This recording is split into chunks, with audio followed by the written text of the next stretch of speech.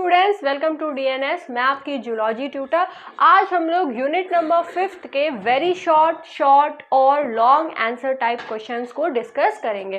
तो इस यूनिट में अगर आप देखें तो इसके अंदर हम लोग जो मेंडल के लॉ था और उनके बारे में जो भी dihybrid cross, monohybrid cross, ये सारी चीज़ें और जितनी भी जो इनहेरिटेंस से रिलेटेड टर्म्स थे, इन सारी चीज़ों के बारे में पढ़े थे हम लोग। तो चलिए स्टार्ट करते हैं हम लोग अपना टॉपिक। तो सबसे पहले हम लोग वेरी शॉर्ट से शुरू करेंगे। Very short answer type questions, फिर शॉर्ट आंसर टाइप क्वेश्चंस और फिर लॉन्ग आंसर टाइप क्वेश्चंस। तो वेरी शॉर्ट में क्या होता है कि वेरी शॉर्ट में जब भी आपसे कोई क्वेश्चन पूछा जा रहा है तो उसको बहुत ज़्यादा इलोबरेट करने की ज़रूरत नहीं है, और ऐसा भी नहीं है कि अगर आ रहा है तो कुछ भी लिख दिए, ठीक है। तो वेरी शॉर्ट में इस चीज़ का ध्यान रखना होता है कि जो चीज़ पूछा है ना, उसी से रिलेटेड चीज़ों को आपको मेंशन करना चाहिए, मतलब टू द पॉइंट आंसर होना चाहिए। तो सबसे पहले जो क्वेश्चन पूछा है वो क्या पूछ रहा है कि हु डिस्कवर्ड मेंडल्स वर्क। तो ये पूछा जा रहा है कि मेंडल का जो वर्क था उसको रीडिस्कवर किन्होंने किया था, मतलब कौन कौन लोग थे जो कि मेंडल के वर्क को फिर से रीडिस्कवर किए। अब इससे पहले कि हम लोग रीडिस्कवरी की बात करें, हम लोग पहले समझते हैं कि मेंडल कौन थे। मेंडल जो है उन्हें फादर ऑफ जेनेटिक्स कहा जाता है। मेंडल ने अपने लॉ दिए थे जो कि मेंडल्स लॉ या फिर मेंडल लॉ ऑफ इनहेरिटेंस से जाने जाते हैं। तो मेंडल जब अपना लॉ दिए थे तो उस समय पे जो भी वो अपनी पब्लिशमेंट वगैरह कराए थे, तो उस समय पे उनको बहुत ज़्यादा रिकॉग्निशन नहीं मिला था, मतलब इतना ज़्यादा, मतलब जैसे फेमस या फिर उनका जो एप्रिशिएशन है वो नहीं मिला था और उसको एज इट इज छोड़ दिया गया था। फिर उसके बाद उनके डेथ के लगभग 14 से 16 साल बाद 1900 में उनका जो वर्क था वो फिर से रीडिस्कवर किया गया था 3 साइंटिस्ट द्वारा। अब ये जो तीनों साइंटिस्ट हैं वो इंडिपेंडेंटली वर्क किए थे। इंडिपेंडेंट वर्क करने का मतलब क्या है, मतलब ये तीनों जो साइंटिस्ट थे वो एक साथ नहीं, अपना अलग अलग वर्क कर रहे थे, अपना जो एक्सपेरिमेंट था वो कर रहे थे, और ये तीनों ही इंडिपेंडेंटली इस चीज़ को पता लगाए थे कि नहीं, जो मेंडल दिए हैं लॉ को कि इनहेरिटेंस किस तरीके से होता है वो सही है, और उन्होंने जो है 1900 में फिर से रीडिस्कवर किया था। तो इसे आप पहले नोट करिए।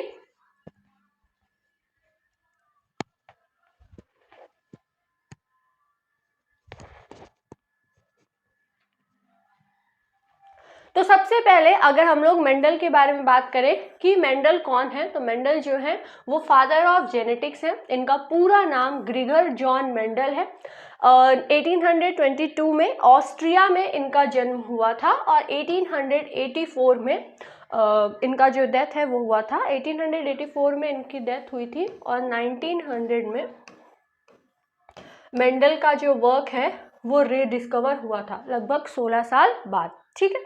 तो जो मेंडल का वर्क है वो 16 साल बाद रीडिस्कवर हुआ था।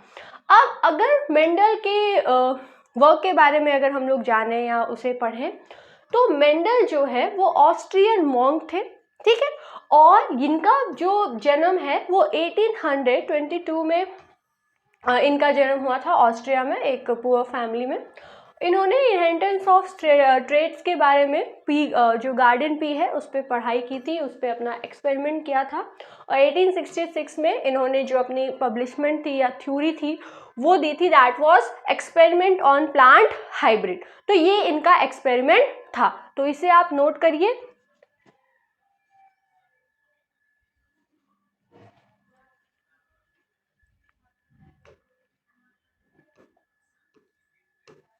तो ये सारी जो इंट्रोडक्शन था ये तो मेंडल के बारे में था।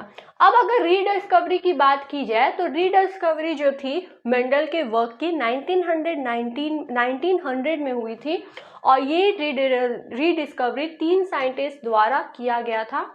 और ये कौन कौन थे? ह्यूगो डिवरीज थे, कार्ल कॉरेंस थे और टेसर मार्क थे। तो ह्यूगो डिवरीज की अगर हम लोग बात करें तो वो होलैंड के साइंटिस्ट थे और बॉटनिस्ट थे। कॉरेंस जो थे वो जर्मनी के थे और टेसरमार्क जो है वो ऑस्ट्रिया के थे। तो अगर हम लोग मेंडल की बात करें तो मेंडल जो है वो अपना वर्क दिए थे और फादर ऑफ जो जेनेटिक्स है इन्हें कहा जाता है। मेंडल ने अपने 3 लॉ को दिया था, ठीक है। Mendel first law, second law और थर्ड लॉ। फर्स्ट लॉ जो है वो लॉ ऑफ डोमिनेंस कहलाता है। सेकेंड लॉ जो है मेंडल का वो लॉ ऑफ सेग्रीगेशन कहलाता है और थर्ड लॉ जो है वो लॉ ऑफ इंडिपेंडेंट असॉर्टमेंट कहलाता है। तो 1900 में ये तीनों साइंटिस्ट ने रीडिस्कवर किया था मेंडल के वर्क को। तो इससे पहले कि हम लोग साइंटिस्ट के बारे में पढ़ें, इस वजह से इससे पहले हम जो है थोड़ा सा आपको मेंडल के बारे में बता दिए। तो अगर आप आंसर में इतना लिखें तो ये सफिशिएंट है, ठीक है, कि 1900 में आखिर, क्योंकि एग्जाम में क्या पूछा है, एग्जाम में तो ये पूछा है ना कि जो मेंडल की वर्क है उसको कौन रीडिस्कवर किया था। तो ह्यूगो डे व्रीज, कॉरेंस, टेसरमार्क 1900 में मेंडल के वर्क को रीडिस्कवर किए थे। और ये सारे पॉइंट्स किसके हैं, मेंडल के।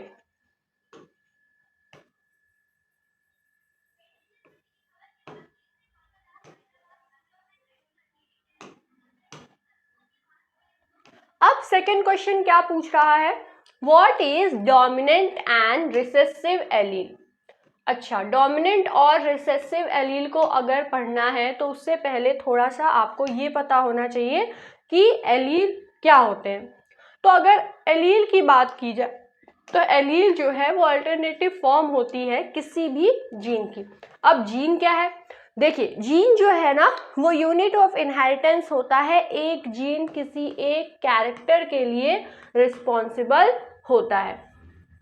एक्सेप्शंस को अगर छोड़ दिया जाए तब, वैसे तो एक्सेप्शंस भी हैं लेकिन ओवरऑल अगर देखा जाए तो नॉर्मली क्या होता है, एक जीन एक कैरेक्टर के लिए रिस्पॉन्सिबल होता है। अब अगर जीन की बात की जाए तो जीन में जो है 2 अलील प्रेजेंट होते हैं, ठीक है, और ये दोनों अलील जो है ये अल्टरनेटिव फॉर्म होते हैं जीन के। फॉर एग्जाम्पल अगर हम लोग पी प्लांट के हाइट की बात करें तो हाइट के लिए एक जीन रिस्पॉन्सिबल होगा जो कि उस पी प्लांट को क्या कर रहे हैं, प्लांट के हाइट के लिए रिस्पॉन्सिबल है। लेकिन ये जीन जो है इसके 2 अल्टरनेटिव एलील प्रेजेंट होंगे, या तो कैपिटल टी होगा या तो स्मॉल टी होगा, ठीक है। तो एक जीन के 2 अल्टरनेटिव फॉर्म होंगे और ये जो अल्टरनेटिव फॉर्म्स हैं ये डिसाइड करते हैं, ये एलील की कॉम्बिनेशन डिसाइड करती है कि वो जो कैरेक्टर है वो किस तरीके से एक्सप्रेस होगा। फॉर एग्जाम्पल अगर डोमिनेंट और रिसेसिव एलील की बात की जाए तो अलील्स जो है वो 2 तरीके के होते हैं एक जीन के अंदर, एक डोमिनेंट होगा एक रिसेसिव होगा।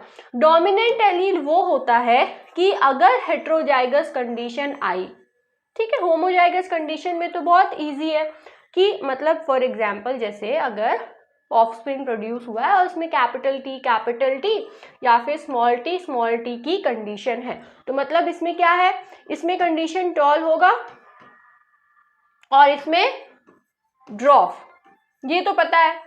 अगर हेट्रोजाइगस कंडीशन आई मतलब दोनों अलील एक तरीके के नहीं होंगे, तो उस समय पे जो अलील जो कि दूसरे अलील के काम को सप्रेस कर दे, उसके फंक्शन को सप्रेस कर दे और हेट्रोजाइगस कंडीशन में खुद एक्सप्रेस हो, उसे क्या कहते हैं, उसे कहते हैं डोमिनेंट अलील। तो डोमिनेंट अलील ऐसे अलील होते हैं जो कि हेट्रोजाइगस कंडीशन में वो जो है दूसरे वाले जीन को दूसरे वाले एलील को सप्रेस कर देते हैं। और रिसेसिव एलील क्या होगा, रिसेसिव एलील वो एलील होता है जो कि सिर्फ और सिर्फ होमोजाइगस कंडीशन में ही एक्सप्रेस होगा। मतलब अगर ये होमोजाइगस कंडीशन में है तो एक्सप्रेस होगा और हेट्रोजाइगस में ये सप्रेस हो जाता है। और इसी वजह से जो कैपिटल टी है या जो कैपिटल लेटर है वो डोमिनेंट के लिए यूज किया जाता है और जो रिसेसिव वाला है उसे स्मॉल लेटर से, स्मॉल अल्फाबेट से रिप्रेजेंट किया जाता है। तो ये होते हैं 2 टाइप्स ऑफ एलील। तो अगर हम लोग इसके डिफिनीशन को देखें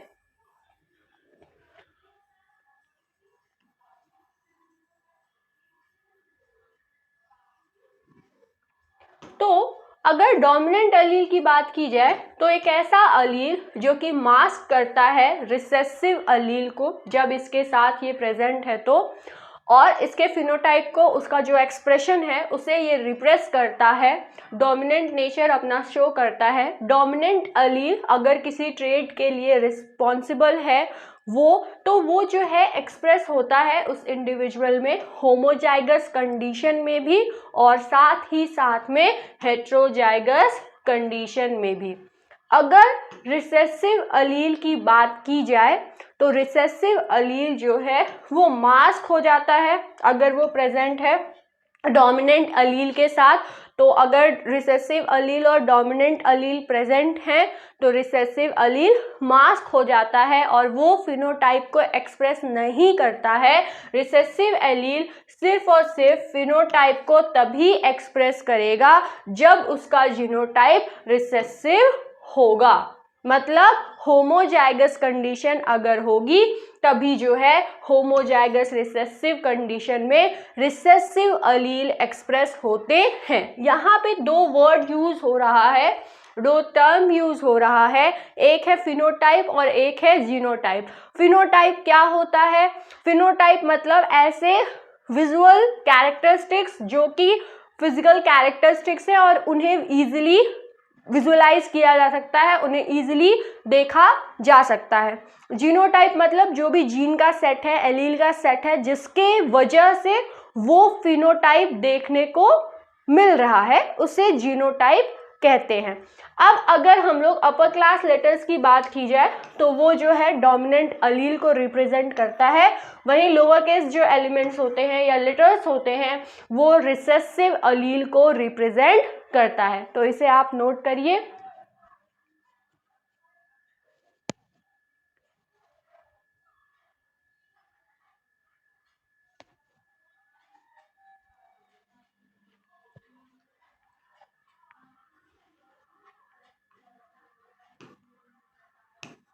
उसके बाद जो नेक्स्ट क्वेश्चन है वो ये पूछ रहा है कि what is gene and what is allele. तो जीन और अलील जो है वो क्या होता है? तो सबसे पहले हम लोग जीन को पढ़ते हैं। जीन क्या है? तो जीन जो है वो यूनिट ऑफ इनहेरिटेंस होता है। जीन कहाँ पे प्रेजेंट होता है? तो जीन जो है क्रोमोसोम्स पर प्रेजेंट होता है। एक जीन एक कैरेक्टर के लिए रिस्पॉन्सिबल होता है। तो अगर जीन की बात की जाए तो जीन जो है वो यूनिट ऑफ इनहेरिटेंस होता है और यूजुअली ये एक स्पेसिफिक लोकेशन पर प्रेजेंट होता है जिसे लोकाई कहते हैं और ये क्रोमोसोम्स पर प्रेजेंट होते हैं। फिजिकली अगर हम लोग देखें तो जीन जो है एक सीक्वेंस होता है डीएनए बेसिस का, जो कि बहुत ही ज़्यादा स्पेसिफिक होता है अमीनो एसिड्स में, और ये जो है इनका फर्दर जो भी रेप्लिकेशन हुआ, ट्रांसक्रिप्शन हुआ, ट्रांसलेशन हुआ तो वो प्रोटीन तक में जो है जीन एक्सप्रेशन के थ्रू जाता है।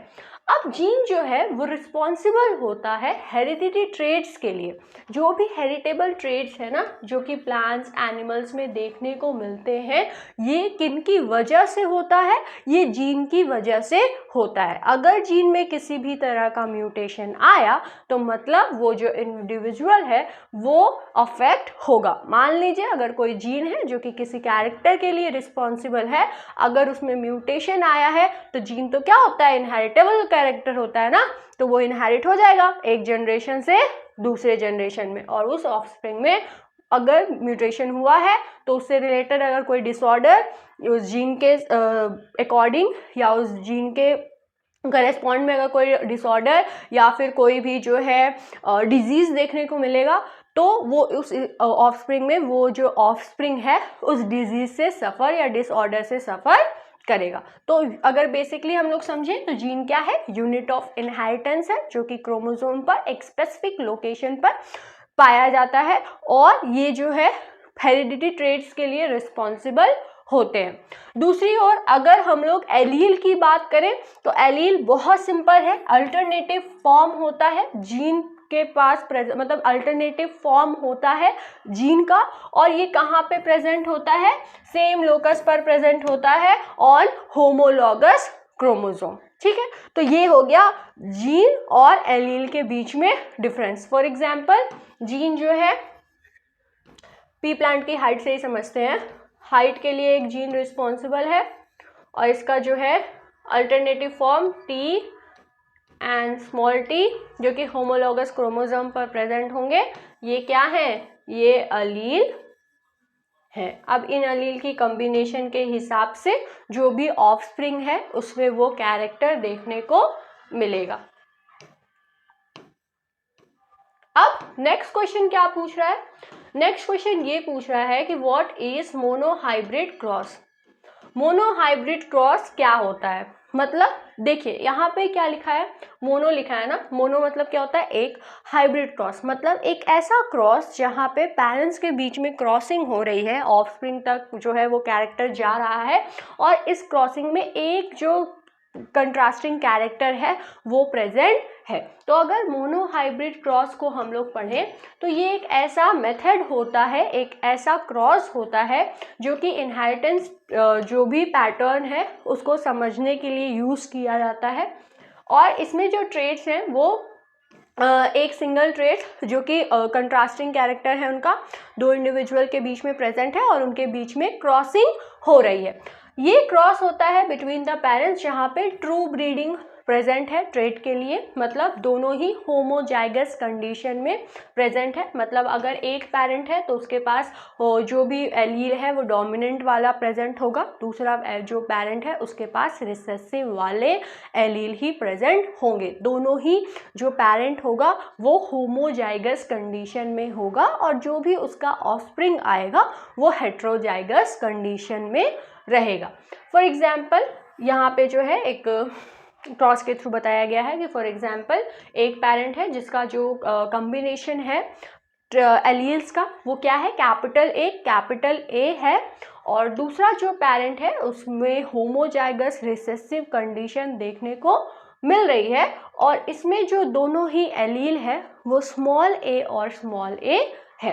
तो यहाँ पे जो ए है ना वो डोमिनेंट एलील है जो कि एक ट्रेट के लिए रिस्पॉन्सिबल होगा और स्मॉल ए एक रिसेसिव एलील है जो कि किसी एक ट्रेट के लिए रिस्पॉन्सिबल होगा। वो उसी ट्रेट के लिए रिस्पॉन्सिबल है लेकिन उस ट्रेट के अल्टरनेटिव फॉर्म के लिए रिस्पॉन्सिबल है। तो फॉर एग्जाम्पल अगर हम लोग इसके एग्जाम्पल की बात करें तो मेंडल का जो लॉ था इसमें ये क्या हो गए, पेरेंट्स हो गए, ये अपने गैमेट्स को प्रोड्यूस किए,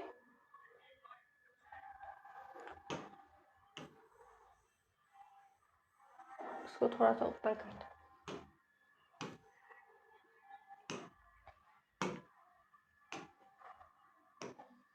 तो कैपिटल टी स्मॉल टी ये हो गए पेरेंट्स, गैमेट्स को ये प्रोड्यूस किए। तो गैमेट्स कैसे प्रोड्यूस होंगे, इसके कैपिटल टी है, कैपिटल टी वाले अलील आएंगे, इसमें स्मॉल टी वाला अलील आएगा। इनमें जब F1 जनरेशन आएगी तो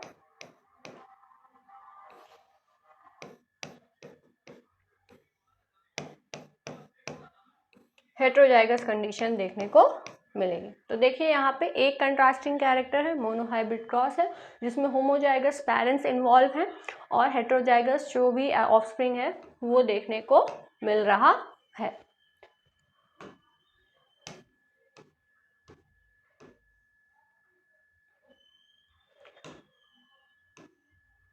जो नेक्स्ट अब क्वेश्चंस हैं वो कौन से हैं, शॉर्ट आंसर टाइप क्वेश्चंस हैं। तो शॉर्ट आंसर टाइप क्वेश्चन में जो पहला क्वेश्चन पूछा हुआ है वो है what is law of segregation. तो लॉ ऑफ सेग्रीगेशन जो है वो क्या है, ठीक है। तो मेंडल ने 3 लॉ दिए थे, law of dominance, law of segregation और लॉ ऑफ इंडिपेंडेंट असॉर्टमेंट। तो यहाँ पे क्या पूछ रहा है, लॉ ऑफ सेग्रीगेशन क्या है, मतलब ये इस चीज़ को बताता है कि मेंडल के जो लॉ ऑफ सेग्रीगेशन है वो इस चीज़ को बताते हैं कि जो दो अलील प्रेजेंट है एक जीन के अंदर वो कहाँ पे पाए जा रहे हैं, वो पाए जा रहे हैं क्रोमोसोम पेयर पर।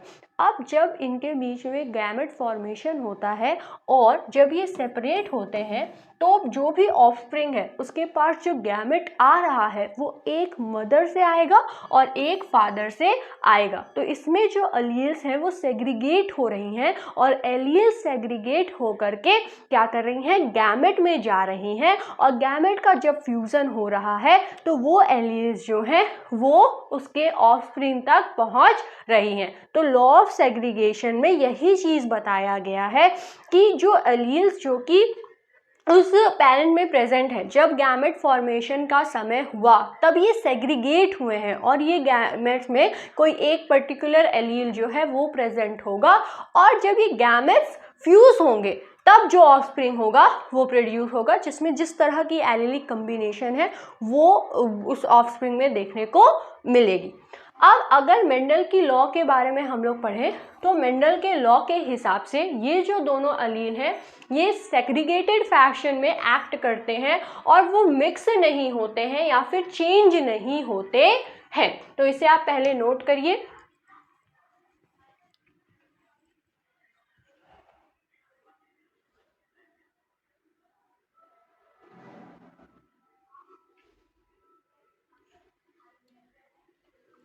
ठीक है, तो मतलब लॉ ऑफ सेग्रीगेशन में क्या चीज बताई जा रही है, लॉ ऑफ सेग्रीगेशन में ये चीज बताई जा रही है कि जो दोनों अलील है वो सेग्रीगेट हो रही है, सेग्रीगेटेड फैशन में जो है वो आगे जा रही है, वो दोनों ही आपस में आकर के ना ही मिक्स हो रहे हैं और ना ही एक दूसरे को चेंज कर रहे हैं। मतलब इंडिविजुअलिटी जो है वो अपने आप को खो नहीं रहे, वो सेग्रीगेटेड फॉर्म में जो है आगे जा रहे हैं।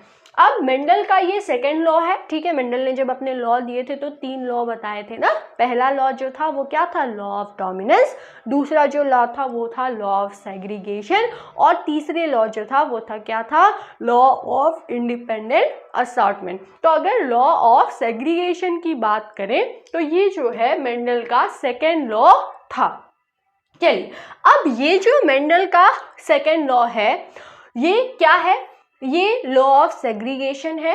ये चीज बताता है कि जब कभी भी जो दो अलील्स हैं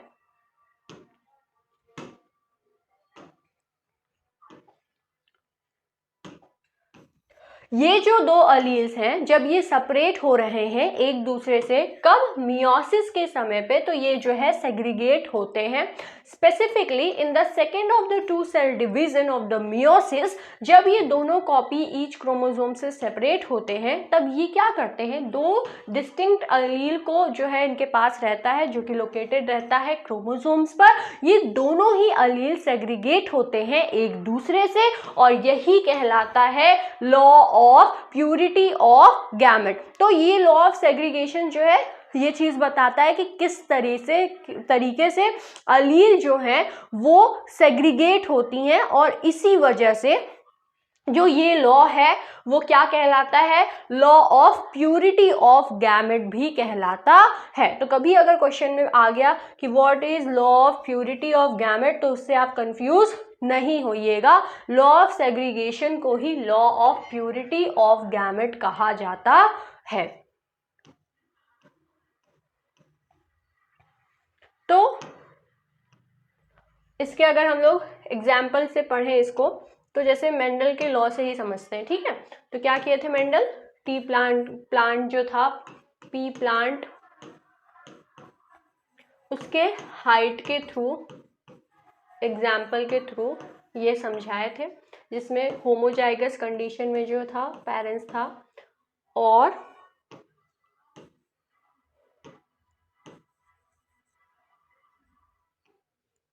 एक क्या था, होमोजाइगस डोमिनेंट, एक होमोजाइगस रिसेसिव। ये जब ये क्या थे, ये पेरेंट थे, ये गैमेट्स को प्रोड्यूस किए और जब ये गैमेट्स प्रोड्यूस हुए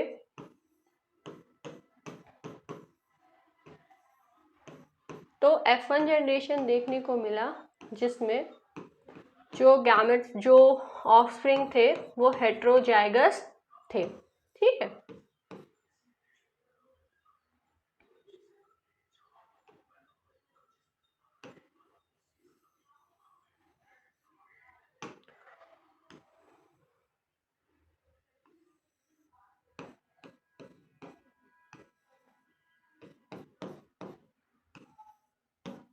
ये क्या हो गया, F1 जनरेशन। अब ये जब F1 जनरेशन की सेल्फिंग हुई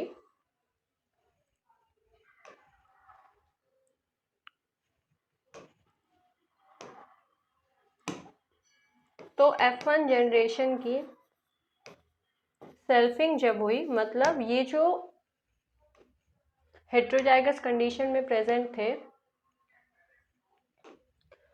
इनका जब सेल्फिंग हुआ तो ये पेरेंट्स की तरह एक्ट किए, ठीक है, गैमेट्स को प्रोड्यूस किए,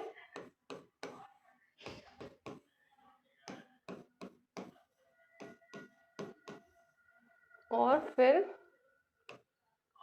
जो जनरेशन है F2 जनरेशन देखने को मिली, तो जिसमें जो कम्बिनेशन है वो डिफरेंट टाइप्स की मिली, जिसमें मेनली अगर हम लोग देखें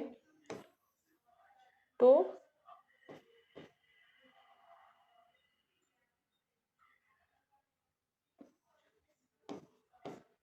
ये कैसा रहेगा, टॉल रहेगा, ये भी टॉल रहेगा, ये भी टॉल रहेगा, और ये कैसा होगा, ड्रॉप वेरिटी होगा।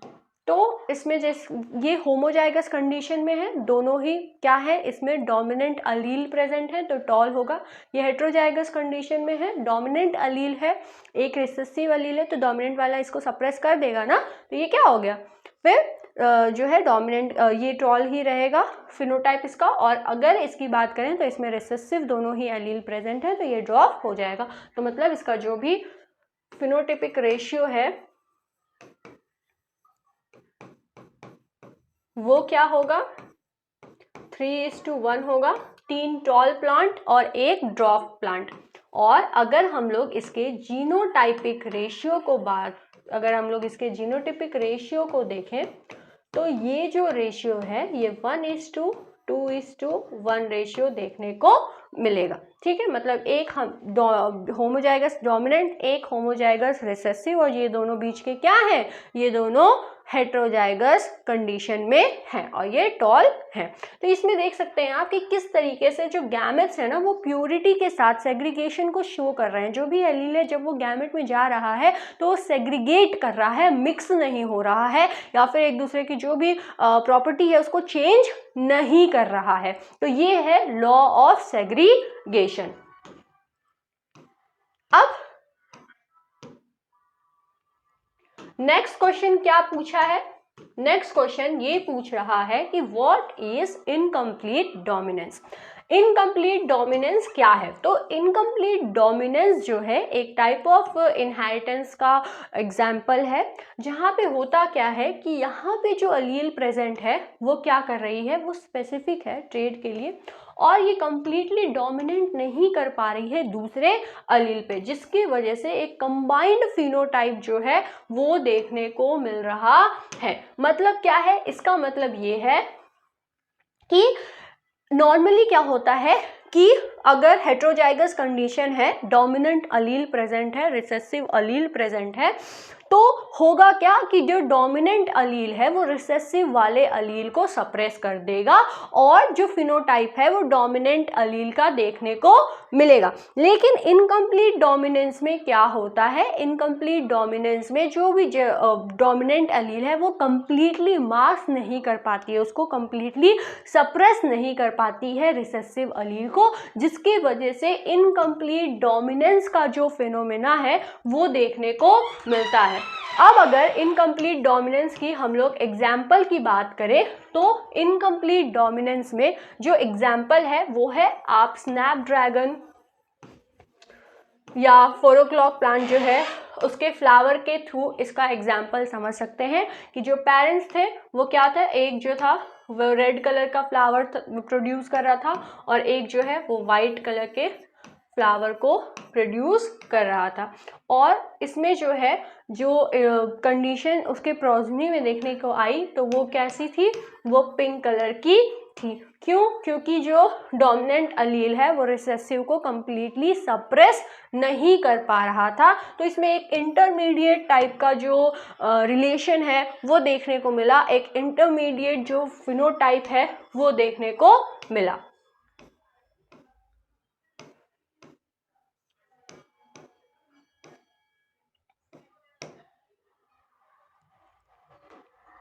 नेक्स्ट क्वेश्चन क्या है? नेक्स्ट क्वेश्चन ये पूछ रहा है कि explain the sex determination in Drosophila. Sex determination Drosophila के अंदर कैसे होता है?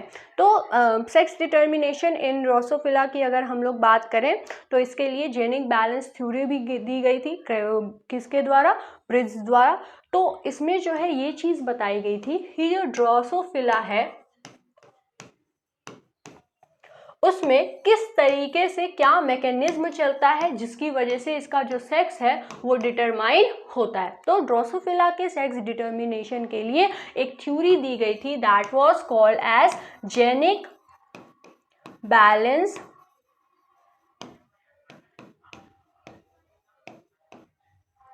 थ्योरी। ये किसके द्वारा दी गई थी? ये ब्रिज द्वारा दी गई थी, जिसके अंदर क्या क्या चीज़ें बताई गई, चलिए उसे पढ़ते हैं।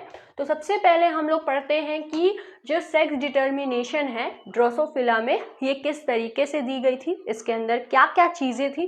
तो अगर सेक्स डिटर्मिनेशन की बात की जाए तो जो सेक्स है वो डिटरमाइन किया जाता है ड्रोसोफिला में with the help of genic balance ratio, और ये रेशियो जो है वो एक्स अपॉन ए रेशियो को बताता है। मतलब कि जो भी एक्स हैप्लॉइड सेट्स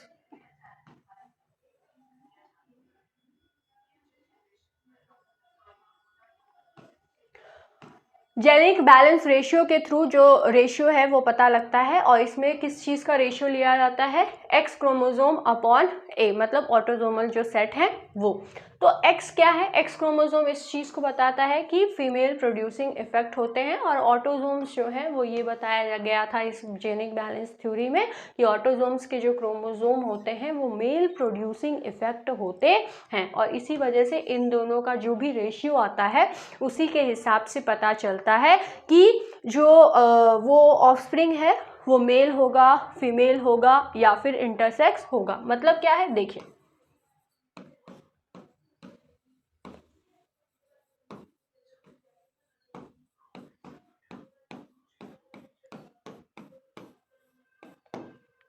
सिंपल सा इस लॉजिक पे या इस फॉर्मूला पर इसका जो सेक्स डिटर्मिनेशन है ड्रोसोफिला में वो किया गया था जेनिक बैलेंस थ्योरी के अकॉर्डिंग, जिसमें ये बताया गया था कि जो ड्रोसोफिला का जो सेक्स है वो जेनिक बैलेंस रेशियो के ऊपर डिपेंड करता है कि किस तरीके से उसका रेशियो है, और ये रेशियो कैसे कैलकुलेट किया जाता है। तो उसमें 2 क्रोमोसोम्स की ज़रूरत पड़ती है, एक्स क्रोमोसोम की और ऑटोसोमल जो सेट्स हैं उनका। ठीक है, तो x क्या रिप्रेजेंट कर रहा है? नंबर ऑफ एक्स क्रोमोसोम को रिप्रेजेंट कर रहा है, और a जो है ऑटोसोमल सेट को रिप्रेजेंट कर रहा है कि वो हैप्लॉइड है, डिप्लॉइड है या कौन सी कंडीशन है। तो इसमें ये चीज़ें बताई गई थी कि एक्स क्रोमोसोम जो है वो फीमेल के लिए, फीमेल प्रोड्यूसिंग इफेक्ट के लिए रिस्पॉन्सिबल है, और जो ऑटोसोम है वो मेल प्रोड्यूसिंग इफेक्ट के लिए रिस्पॉन्सिबल है। अब जो वाई क्रोमोसोम है वो फर्टिलिटी फैक्टर मेल्स के लिए रिस्पॉन्सिबल होता है। इसमें जो एक्स और ए रेशियो है, अगर ये जो जेनिक बैलेंस रेशियो है वो अगर 1 आया तो मतलब क्या हुआ कि वो जो ऑफस्प्रिंग है वो फीमेल है। अगर ये 0.5 आया तो मतलब ये जो ऑफस्प्रिंग है ये क्या होगा? मेल होगा। अगर ये रेशियो जो है 0.5 से ज़्यादा लेकिन 1 से कम आया तो मतलब ये ऑफस्प्रिंग जो है वो इंटरसेक्स है। तो मतलब अगर ये रेशियो आ रहा है और इसमें रेशियो अगर मान लीजिए 1 आया तो वो फीमेल हो जाएगी, मतलब वो जो ऑफस्प्रिंग है वो क्या होगी? फीमेल रहेगी। अगर ये रेशियो 0.5 आ रहा है तो मेल, इन दोनों के बीच आ रहा है मतलब 0.5 से तो ज़्यादा है लेकिन 1 से कम है तो इंटरसेक्स है। तो देखिए यहाँ पे जो है एक टेबल के थ्रू भी बताया गया है कि किस तरीके से अगर जो रेशियो है एक्स अपॉन ए का, अगर यहाँ पे देखिए सेक्स क्रोमोसोम्स जो भी हैं उनका नंबरिंग दिया गया है, हैप्लॉइड सेट्स ऑफ ऑटोसोम्स के जो सेट्स हैं वो दिया गया है, और रेशियो को यहाँ पे बताया गया है। अगर रेशियो 1 आया तो फीमेल होगा, 0.5 आया तो मेल। अगर 0.5 किस तरीके से कम्बिनेशन से आ रहा है ये चीज़ें हैं। अगर ये रेशियो 1.5 आ रहा है तो मतलब मेटा फीमेल। अगर 1.5 आ रहा है तो मेटा फीमेल। अगर 0.67 आ रहा है मतलब ये इंटरसेक्स होगा। अगर 33 आ रहा है मतलब मेटा मेल है। 1.3 अगर आ रहा है तो मेटा फीमेल है। तो ये सारी कंडीशन को बताई गई है कि किस तरीके से जो जेनिक बैलेंस थ्योरी है उसमें जेनिक रेशियो का बहुत ज़्यादा इंपॉर्टेंस होता है, जो कि ऑटोसोमल क्रोमोसोम्स के सेट और एक्स क्रोमोसोम के ऊपर डिपेंड करता है, x chromosome upon autosomal set के ऊपर डिपेंड करता है। ये रेशियो जिस हिसाब से आया उस हिसाब से जो रेशियो है या जो उस हिसाब से जो उस इंडिविजुअल का जो जेंडर है वो डिपेंड करता है ड्रोसोफिला के केस में। इसके लिए ये थ्योरी दी गई थी, आप इसे नोट कर लीजिए।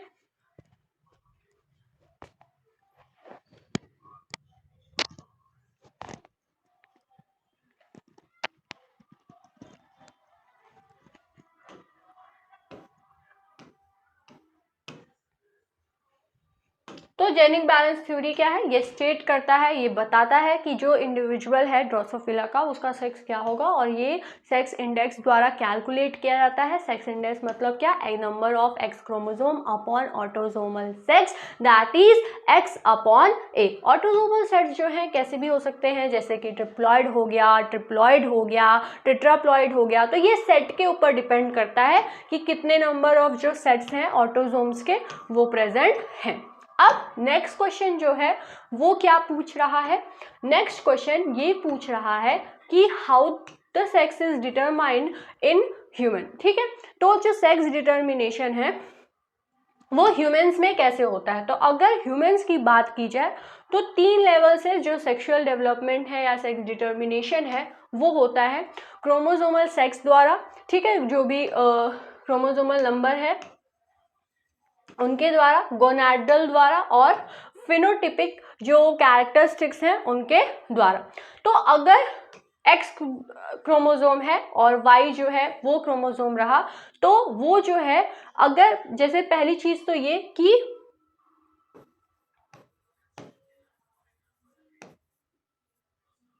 या फिर टाइप ऑफ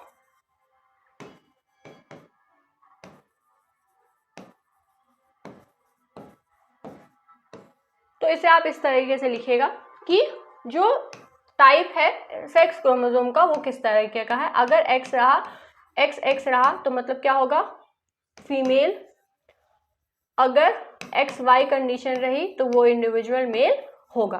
सेकंड, गोनाडल किस तरीके से डिटरमाइन किया जाता है कि वो जो गोनाड्स हैं वो एग फॉर्मिंग ओवरीज हैं या फिर जो टेस्टिस हैं जो कि स्पर्म्स को फॉर्म कर रहे हैं। उसके बाद फिनोटिपिक सेक्स मतलब इसका डिटर्मिनेशन जो है मेल या फीमेल के फिनोटिपिक कैरेक्टरिस्टिक्स जो हैं उनके द्वारा किया जाता है कि किस तरह के जो हार्मोन्स हैं, उनके जो भी हार्मोन्स हैं वो किस तरीके से सिक्रीट हो रहे हैं और वो किस हार्मोन का जो सिक्रीशन है उनके अंदर हो रहा है।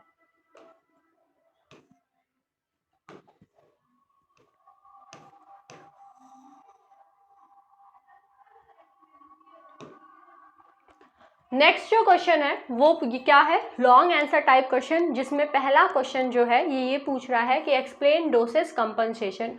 डोसेस कंपनसेशन क्या है, तो डोसेस कंपनसेशन का मतलब ये होता है, ये एक ऐसा फेनोमेना है जो कि इक्वलाइज करता है कॉपी नंबर को, किसके कॉपी नंबर को, सेक्स क्रोमोसोम्स के जो जीन हैं उनको, ताकि जो उनका जो एक्सप्रेशन है मेल और फीमेल में स्पीसीज में वो कंपनसेट हो सके। मतलब क्या है इसका, अगर आप फीमेल में देखें तो 2 XX क्रोमोसोम प्रेजेंट होता है, मेल में XY क्रोमोसोम प्रेजेंट होता है, मतलब जो फीमेल है उसमें 2 X क्रोमोसोम प्रेजेंट है और मेल में सिर्फ और सिर्फ एक ही X क्रोमोसोम प्रेजेंट है। अगर क्रोमोसोम प्रेजेंट है तो उस पर जीन प्रेजेंट होगा, जीन प्रेजेंट है तो मतलब वो क्या होगा, अपना जो भी जीन एक्सप्रेशन के थ्रू जो प्रोडक्ट है उसको भी सिंथेसाइज करेगा। तो अगर ये कंपनसेशन नहीं हुआ तो यहाँ पे तो 2 X क्रोमोसोम है, तो एक्स क्रोमोसोम क्या होंगे, उसमें ज़्यादा जीन प्रोड्यूस हो जाएंगे ना, और इससे बहुत सारे जो है इम्बैलेंसेस या फिर जो प्रॉब्लम्स हैं वो देखने को मिल सकते हैं। तो इसी वजह से डोसेस कंपनसेशन की प्रोसेस होती है, जिसमें होता क्या है कि ओवरऑल पर्पस यही होता है कि दोनों ही जो जेंडर है उसका जो जेनेटिक प्रोडक्ट है, जो जीन एक्सप्रेशन का प्रोडक्ट है उनके सेक्स क्रोमोसोम्स का, उसको इक्वलाइज किया जा सके। अब ये बहुत सारे तरीकों से होता है, कैसे होता है, क्या होता है, सब चीज़ अभी हम लोग पढ़ेंगे। तो पहले समझते हैं डोसेज कंपनसेशन क्या होता है। डोसेज कंपनसेशन एक ऐसा प्रोसेस है जो कि इक्वलाइज करने का काम करता है copy number of the sex chromosomes genes को जो कि मेल और फीमेल में प्रेजेंट है। अब ये जो दोनों ही जेंडर हैं इनमें क्या है, कॉपी नंबर जो है वो डिफरेंट है, मतलब जो एक्स लिंक्ड जीन है वो डिफरेंट है। अब ये अगर हम लोग इनकी बात की जाए तो ये जो एक्स लिंक्ड जीन्स हैं ये दोनों ही जेंडर्स में डिफरेंट प्रेजेंट हैं। तो अगर ये ऐसे ही रहा तो इम्बैलेंस हो सकता है और इसके वजह से प्रॉब्लम क्रिएट हो सकता है। तो इस जो इम्बैलेंस है जो कि जीन के प्रोडक्ट के वजह से हो रहा है, तो इस वजह से ये जो है बहुत सारे मेटाबॉलिक कंट्रोल या फिर अदर सेलुलर प्रोसेसेस जो हैं ये जो है इसमें प्रॉब्लम ला सकता है। तो इस वजह से ये जो इम्बैलेंस है इसको बैलेंस करने के लिए डोसेज कंपनसेशन किया जाता है ताकि किसी भी तरह की सेलुलर प्रोसेस या मेटाबॉलिक प्रोसेस में दिक्कत ना आए। अब ये सारी जो प्रोसेसेस हैं और ये जो सारे प्रॉब्लम्स हैं इनमें इन चीज़ों को अवॉइड करने के लिए डोसेज कंपनसेशन जो मैकेनिज्म है वो इवॉल्व हुआ था। और इससे होता क्या है, इससे बैलेंस होता है level of the x linked gene product between the two genders. तो जो भी एक्स लिंक्ड जीन्स है ना उनके जो जीन प्रोडक्ट हैं इनको इक्वलाइज करने के लिए दोनों ही जेंडर्स में ये डोसेज कंपनसेशन का जो मैकेनिज्म है उसका इवोल्यूशन हुआ था, वो इवॉल्व हुआ था। अब यहाँ पे 3 जनरल मेथड्स होते हैं जिनके द्वारा जो डोसेज कंपनसेशन है वो होता है। पहला ये है कि जो रेगुलेशन है एक्स लिंक्ड जीन का वो बहुत ज़्यादा बढ़ा दिया जाए, मतलब उसका जो 2-fold रेगुलेशन है एक्स लिंक्ड जीन का मेल्स में प्रेजेंट उसे इंक्रीज कर दिया जाए। सेकेंड तरीका ये होता है कि 2-fold जो डाउन रेगुलेशन है जीन्स का जो कि एक्स क्रोमोसोम्स प्रेजेंट हैं फीमेल में उनमें से उनका जो है वो डिक्रीज कर दिया जाए। थर्ड तरीका ये होता है कि कंप्लीटली या फिर इनएक्टिवेट कर दिया जाए 2 एक्स क्रोमोसोम में से एक किसी एक्स क्रोमोसोम में। ठीक है, तो इसे आप पहले नोट करिए।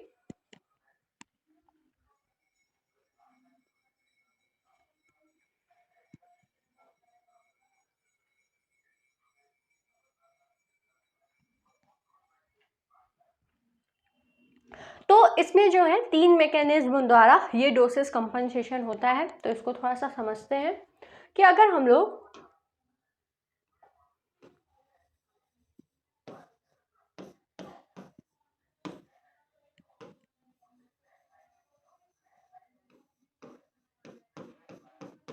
मेल को देखें तो मेल में XY क्रोमोसोम होगा और फीमेल में XX क्रोमोसोम होगा। पहला तरीका ये है कि जो भी एक्स लिंक्ड जीन्स हैं मेल के अंदर, ठीक है, एक ही एक्स क्रोमोसोम है लेकिन इसका जो फंक्शन है ना इसको डबल कर दिया जाए ताकि दोनों जो भी प्रोडक्ट है उसका जो प्रोडक्ट है जीन प्रोडक्ट वो सही हो जाए। दूसरा तरीका ये है कि जो फीमेल्स हैं उनमें जो एक्स क्रोमोसोम प्रेजेंट है उनका जो रेगुलेशन है दोनों का ही इसे क्या किया जाए, इसे जो है इसे डाउन रेगुलेट किया जाए, मतलब कि इसका जो एक्सप्रेशन है इसे कम कर दिया जाए ताकि दोनों का जो जीन प्रोडक्ट है वो इक्वलाइज हो जाए। या फिर तीसरा तरीका ये होता है कि कंप्लीटली 2 जो एक्स क्रोमोसोम है उसमें से किसी एक एक्स क्रोमोसोम को कंप्लीटली डीएक्टिवेट कर दिया जाए ताकि दोनों ही जो जेंडर्स हैं उनका जो जीन प्रोडक्ट है एक्स लिंक्ड जीन प्रोडक्ट वो इक्वलाइज हो जाए। तो ये तरीके हैं। अब अगर इनकी बात की जाए तो ये जो फर्स्ट स्ट्रैटेजी है जो कि पहला मेथड था ये अडॉप्ट किया गया है फ्रूट फ्लाई द्वारा, ड्रोसोफिला द्वारा। सेकंड जो है वो वर्म दैट इज कोनोनेफ्रिटिस एलिगेंस उनके द्वारा जो है अडॉप्ट किया गया है। तो इसका एग्जाम्पल जो है वो भी बताया गया है। अब अगर हम लोग डोसेज कंपनसेशन को पढ़ें तो जो डोसेज कंपनसेशन है वो मैकेनिज्म है जो कि इक्वलाइज करता है डोसेज को एक्स क्रोमोसोम जीन प्रोडक्ट्स को किसके हेल्प से, by inactivating of one of the female X chromosome in mammals. तो मैमल्स में अगर हम लोग बात करें कि मैमल्स में क्या चीज़ होता है, कौन सा मैकेनिज्म किया जाता है, तो मैमल्स में जो है वो डोसेज कंपनसेशन जो भी फीमेल है उसके 2 एक्स क्रोमोसोम प्रेजेंट है, उसको एक एक्स क्रोमोसोम को कम्प्लीटली इनएक्टिव करके किया जाता है। तो ड्रोसोफिला जो डोसिस कंपनसेशन है ये 2-fold ट्रांसक्रिप्शनल अपरेगुलेशन द्वारा मेल एक्स क्रोमोसोम के किया जाता है। जो डोसिस कंपनसेशन है ड्रोसोफिला का वो इंक्रीज करता है transcription of the gene that is single X chromosome which is present in male, ताकि उसे इक्वलाइज किया जा सके दोनों ही एक्स क्रोमोसोम इन फीमेल में जो कि प्रेजेंट है। अब साइट स्पेसिफिक जो हिस्टोन एसिटिलाइजेशन है जो कि मेल स्पेसिफिक लीथल कॉम्प्लेक्स होता है, वो जो है बहुत ही फंक्शनल रोल प्ले करता है किस चीज़ के लिए, for the increase transcriptional output of the male X. ठीक है, तो ड्रोसोफिला के केस में ये जो MSL है, मतलब मेल स्पेसिफिक लीथल कॉम्प्लेक्स है, इसमें जो साइट स्पेसिफिक हिस्टोन एसिटिलाइजेशन है हो रहा है, तो ये जो प्रोसेस है इसके थ्रू ड्रोसोफिला में जो डोसिस कंपनसेशन है वो होता है, और इसके वजह से ओवरऑल जो मेल एक्स क्रोमोसोम है उसका जो प्रोसेस है या फिर उसका जो एक्सप्रेशन है, जेनेटिक प्रोडक्ट जो है, जो जीन प्रोडक्ट है, वो उसे इंक्रीज किया जाता है। तो इसे आप नोट कर लीजिए।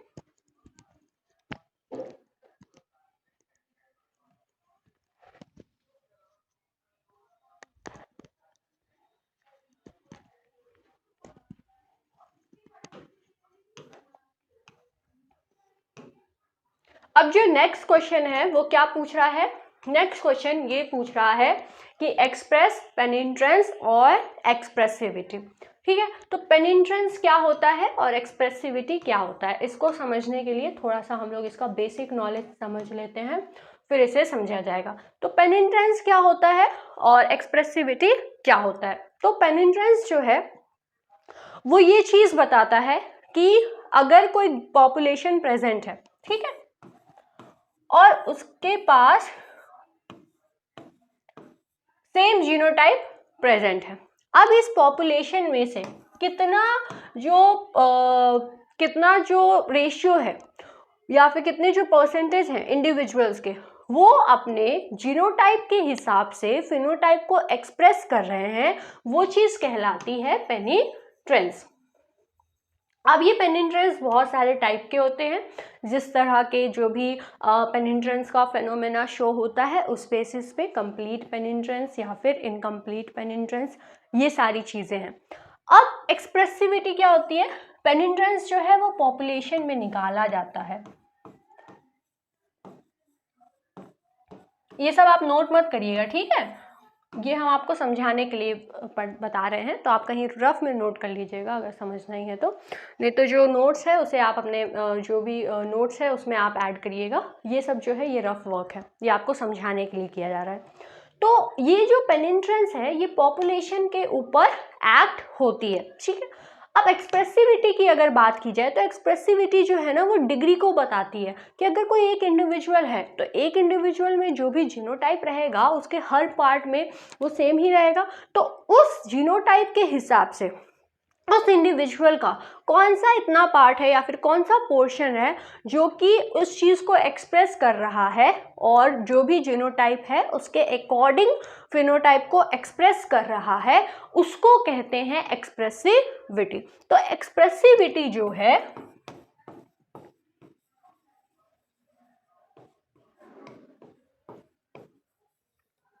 वो इंडिविजुअल में पता लगती है,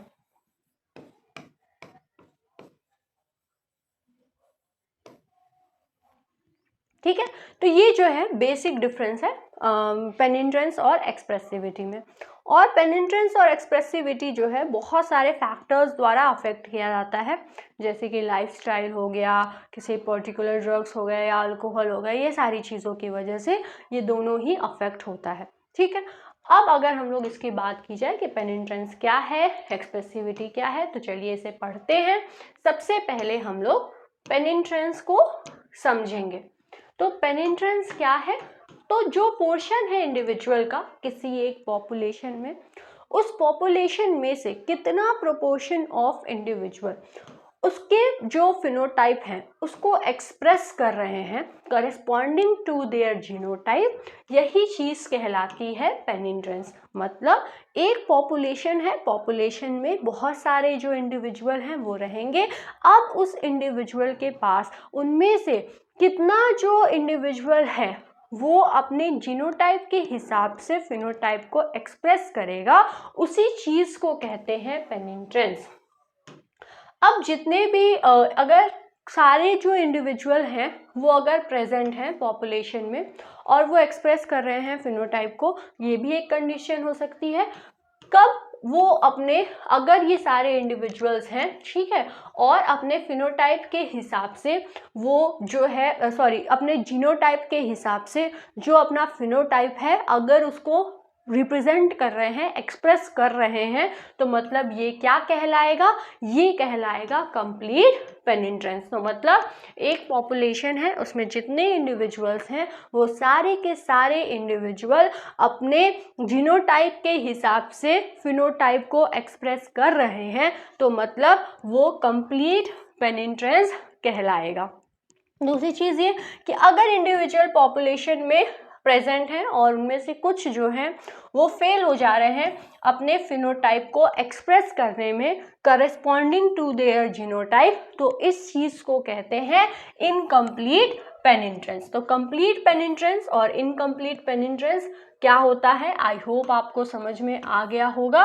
अब पेनिट्रेंस जो है ना ओवरऑल इस चीज़ को बताती है कि प्रोबेबिलिटी क्या है, ठीक है, बहुत इंपॉर्टेंट चीज़ है कि प्रोबेबिलिटी क्या है जीन की या फिर ट्रेट की जो कि एक्सप्रेस होगी। कुछ ऐसे केसेस हैं जहाँ पे प्रेजेंट है डोमिनेंट एलील और फिनोटाइप फिर भी नहीं प्रेजेंट होता है। One of that example is extra finger या फिर टो कंडीशन। तो ये एक चीज़ हो गई।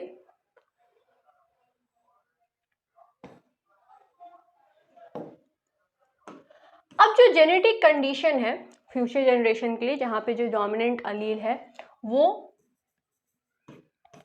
प्रोड्यूस हो रही है पॉलीडैक्टाइली को ह्यूमंस में, लेकिन जो ह्यूमन है जिनके पास एलील प्रेजेंट है मतलब एक्स्ट्रा डिजिट प्रेजेंट है, अगर हम लोग कंप्लीट पेनिट्रेंस की बात करें तो वहाँ पे होता क्या है कि जो जीन है ना उस ट्रेट के लिए वो एक्सप्रेस हो रहा है सारे के सारे पॉपुलेशन में जिनके पास वो जीन प्रेजेंट है। इनकम्प्लीट में क्या हो रहा है, इनकम्प्लीट को ही रिड्यूस पेनिट्रेंस भी कहते हैं। मतलब इनकम्प्लीट पेनिट्रेंस कहा जाता है या फिर रिड्यूस पेनिट्रेंस कहा जाता है। तो रिड्यूस पेनिट्रेंस में जो जेनेटिक ट्रेट है वो एक्सप्रेस होता है सिर्फ और सिर्फ कुछ पार्ट ऑफ द पॉपुलेशन में, क्योंकि उनके जो जीन्स जो हैं वो कुछ ही में एक्सप्रेस हो रहे हैं और बाकी में एक्सप्रेस नहीं हो रहे हैं।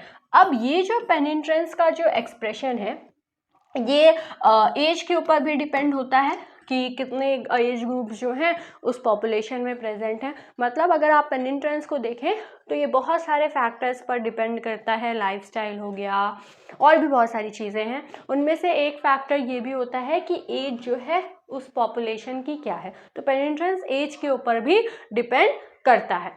अब रिड्यूस पेनिट्रेंस की अगर हम लोग बात करें तो रिड्यूस पेनिट्रेंस जो है प्रोबेबली रिजल्ट करता है from a combination of genetic, environmental and lifestyle factor की वजह से। मतलब आखिर क्या रीज़न है कि जो पॉपुलेशन है उसमें से सारे जो इंडिविजुअल हैं वो पेनिट्रेंस को शो नहीं कर रहे हैं, उनमें रिड्यूस पेनिट्रेंस देखने को मिल रहा है। तो मतलब ये जो रिड्यूस पेनिट्रेंस का जो कंडीशन है ना वो बहुत सारे फैक्टर्स के कॉम्बिनेशन की वजह से होता है। ऐसा नहीं है कि सिर्फ एक ही फैक्टर है जो कि उसके लिए रिस्पॉन्सिबल है। तो बहुत सारे फैक्टर्स हैं जिनकी वजह से जो कंडीशन है वो देखने को मिलता है। तो पहली चीज़ क्या हो गई, जेनेटिक कंडीशन हो गई कि उसके कुछ कम्बिनेशन ही ऐसे होंगे जो कि उसको एक्सप्रेस नहीं करने दे रहे होंगे, या फिर इन्वायरमेंटल कंडीशन हो सकता है या लाइफस्टाइल फैक्टर हो सकता है, जो कि अभी तक और भी बहुत सारे ऐसे फैक्टर्स हैं जो कि पेनिट्रेंस पर इफेक्ट डालते हैं, रिड्यूस पेनिट्रेंस कराते हैं और ये अभी तक अननोन है। ये जो प्रॉब्लम है ना ये बहुत ज़्यादा जो है बहुत ज़्यादा डिफ़िकल्टी लाती है जेनेटिक प्रोफेशनल्स को, ताकि वो जो है जब भी जो भी पर्सन है उसकी फैमिली मेडिकल हिस्ट्री या फिर रिस्क को पड़ रहा हो किसी भी डिसऑर्डर के पास होने में या फिर डिजीज़। तो ये जो फैक्टर्स हैं, जैसे फॉर एग्जांपल बहुत सारे ऐसे अननोन फैक्टर्स जो कि रिड्यूस पेनिट्रेंस के लिए रिस्पॉन्सिबल हैं। तो ये सारी जो चीज़ें हैं ना, ये बहुत ज़्यादा जो है डिफ़िकल्टी लाते हैं प्रोफेशनलिस्ट के लिए, जो भी जेनेटिक जो भी प्रोफेशनलिस्ट हैं या फिर जो काम कर रहे हैं कि पेडिग्री एनालिसिस हो गया, कि किसी भी जो पर्सन है उसका जो एनालिसिस है फैमिली हिस्ट्री है या फिर उसमें अगर कोई डिजीज़ है तो वो किस तरीके से दूसरे जनरेशन में जाएगी। तो ये सारी जो एनालिसिस है, ये जो प्रिडिक्शन है, ये सारी चीज़ों में ये जो है फैक्टर्स अफेक्ट करते हैं। उससे भी सबसे ज़्यादा फैक्टर तो जो अननोन फैक्टर्स हैं जिनका अभी पता ही नहीं है कि वो जो है अफेक्ट करते हैं पेनिट्रेंस पर। तो इसे आप नोट कर लीजिए।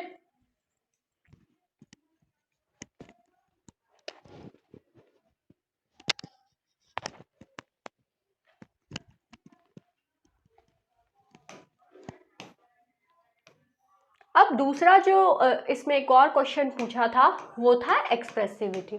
ठीक है, तो अगर हम लोग पेनिट्रेंस को देखें तो पेनिट्रेंस जो था ना वो क्वांटिफाइड वैल्यू था, उसके कुछ ना कुछ वैल्यू आते थे, मतलब कि 0 से लेके 100% के बीच में कि आखिर कितने परसेंट ऑफ द जो ऑर्गेनिज्म है वो जीनोटाइप के हिसाब से फिनोटाइप को एक्सप्रेस करेंगे। वहीं अगर हम लोग एक्सप्रेसिविटी की बात करें तो एक्सप्रेसिविटी जो है वो बहुत ही ज़्यादा डिफरेंट होता है। अब ये जो है इसकी जो वैल्यू है ये बहुत ज़्यादा वैरी करती है, और ये जो है वैरी करता है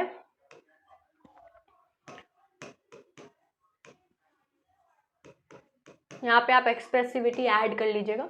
एक्सप्रेसिविटी की जो वैल्यू है वो वैरी करती है, वो डिग्री को बताती है कि जो जीनोटाइप है एक इंडिविजुअल के अंदर वो उस जीनोटाइप के हिसाब से कितना पोर्शन जो है वो एक्सप्रेसिविटी के हिसाब से एक्सप्रेस करेगा या नहीं करेगा। अगर कोई बॉडी है जिसके सारे रीजन्स जो हैं वो फिनोटाइप को एक्सप्रेस कर रहे हैं करेस्पॉन्डिंग टू देयर जीनोटाइप, तो इसका मतलब वो कंप्लीट एक्सप्रेसिविटी को शो कर रहा है। अगर कुछ रीजन्स हैं बॉडी के जो कि फेल हो जा रहे हैं फिनोटाइप को एक्सप्रेस करने में अकॉर्डिंग टू देयर जीनोटाइप, तो मतलब ये जो है इनकम्प्लीट एक्सप्रेसिविटी को रिप्रेजेंट करता है और ये जो है क्वांटिफाइड नहीं होगा। इवन दो बहुत सारी, जैसे कि मान लीजिए पॉलीडेक्टाइली जो कि ऑटोसोमल डोमिनेंट कंडीशन है, जिसमें हेट्रोजाइगोट में ये जो पॉलीडेक्टाइली 5 फिंगर्स की जो कंडीशन है वो देखने को मिलती है। तो जब भी कोई अगर इंडिविजुअल है जो कि पॉलीडेक्टाइली को शो कर रहा है तो वो लिमिटेड रहता है हाथ तक, ना कि वो पैर में इंडिकेट कर रहा है। तो इस कंडीशन को क्या कहते हैं? इनकम्प्लीट एक्सप्रेसिविटी कहते हैं। तो मतलब जो जीन है वो तो प्रेजेंट है लेकिन वो सिर्फ और सिर्फ एक पोर्शन में एक्सप्रेस हो रहा है और बाकी में नहीं एक्सप्रेस हो रहा है, तो उसे इनकम्प्लीट एक्सप्रेसिविटी कहेंगे।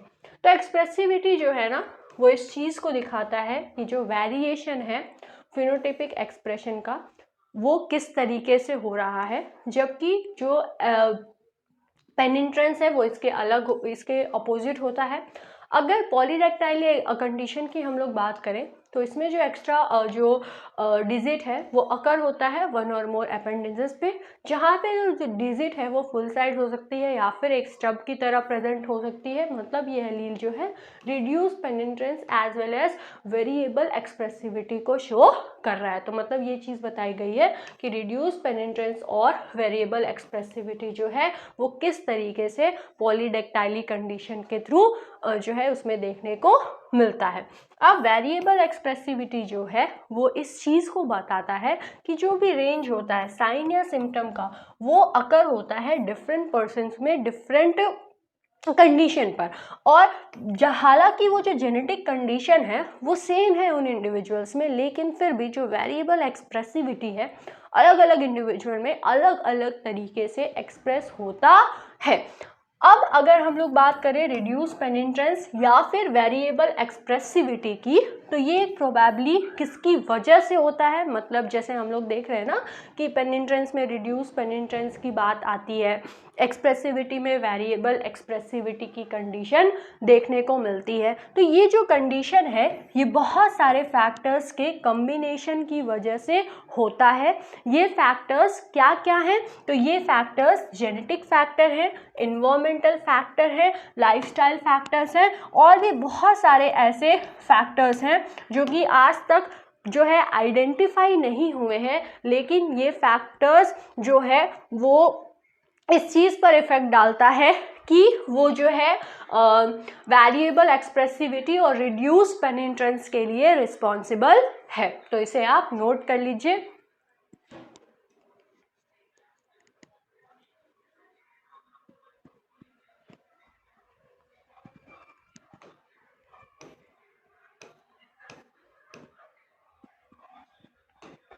अब यूज़ क्या होता है पेनिट्रेंस और एक्सप्रेसिविटी का, ये इसके अंदर एक सब टॉपिक के थ्रू हम लोग पढ़ लेते हैं।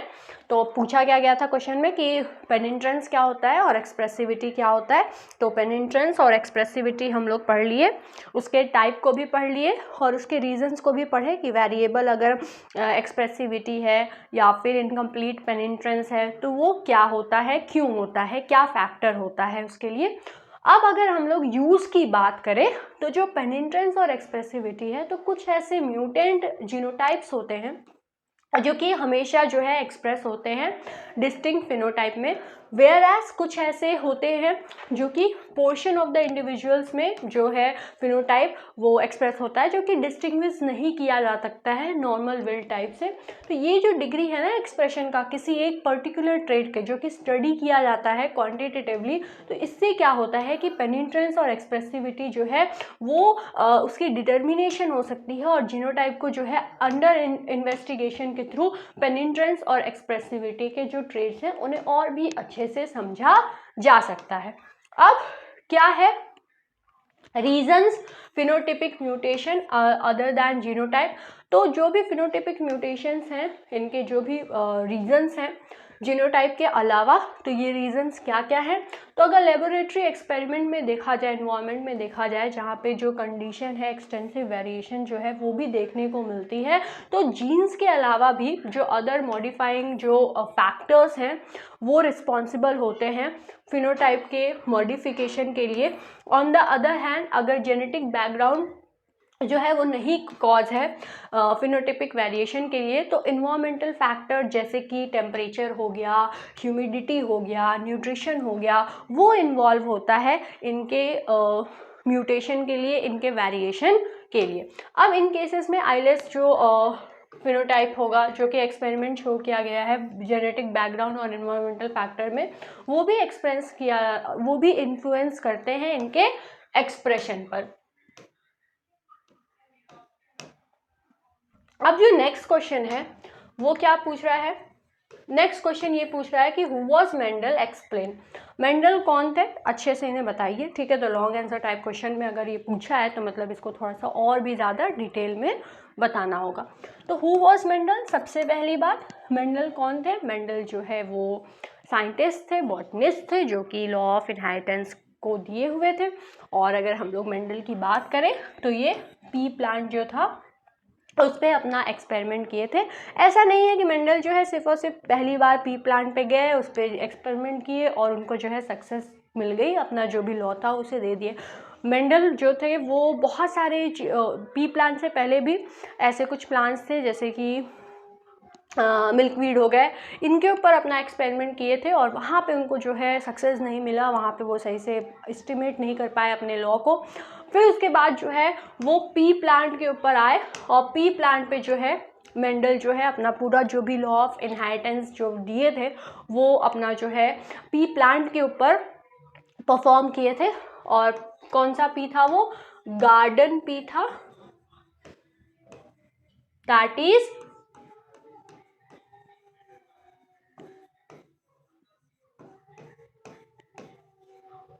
Pisum sativum. तो ग्रिगर मेंडल मतलब ग्रिगर जॉन मेंडल, जिन्हें फादर ऑफ जेनेटिक्स कहा जाता है, जो कि लॉ ऑफ इनहेरिटेंस को बताए हैं, ये जो है गार्डन पी मतलब पाइसम सटाइवम पर अपना जो एक्सपेरिमेंटल वर्क था वो किए थे, और इसमें ये डिस्कवर किए थे फंडामेंटल लॉज ऑफ इनहेरिटेंस को। ये इस चीज़ को बताए थे कि जो जीन है वो पेयर में आता है और ये इनहेरिट होता है एज डिस्टिंक्ट यूनिट्स में, एक पेरेंट्स से अपने गैमेट्स तक और उनके ऑफस्प्रिंग तक। मेंडल इस चीज़ को ट्रेस किए थे कि जो सेग्रीगेशन है पैरेंटल जीन का और उनका जो अपीयरेंस है वो ऑफस्प्रिंग में as dominant and recessive trait की तरह जाता है।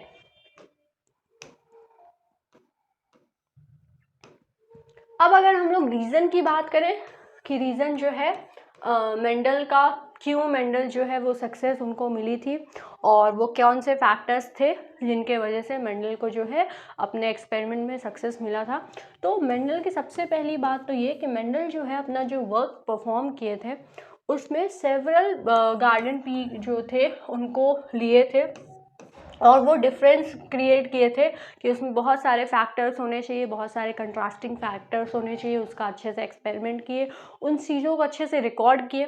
दूसरी चीज़ कि ये जो है hybridization experiment different types of pea plant के साथ किए, और ये जो सीक्रेट है मेंडल सक्सेस का वो इसी वजह से था कि वो जो है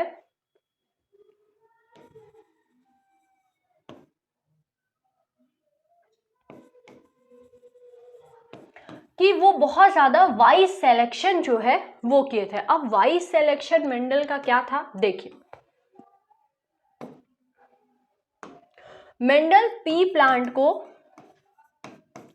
सेलेक्ट किए थे अपने एक्सपेरिमेंट के लिए। अब अगर पी प्लांट की बात की जाए तो पी प्लांट की सबसे पहली बात तो ये, इनका बहुत ही ज़्यादा शॉर्ट ग्रोइंग पीरियड रहता है, मतलब एक कम समय में बहुत सारे जो जनरेशन है वो देखने को मिल सकते हैं। दूसरी चीज़ ये कि easy to grow and cultivate, pea plant बहुत ज़्यादा इजी होता है ग्रो कराने में और कल्टीवेट कराने में। उसके बाद अगर हम लोग पॉइंट्स को देखें तो रिक्वायर्स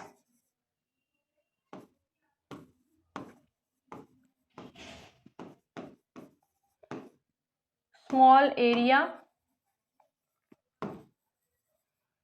टू ग्रो, ठीक है।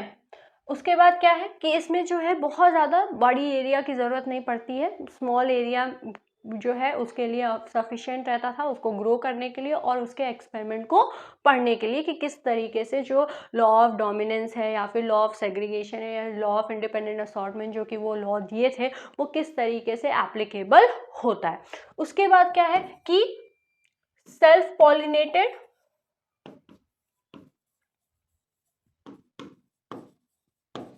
And cross pollinated.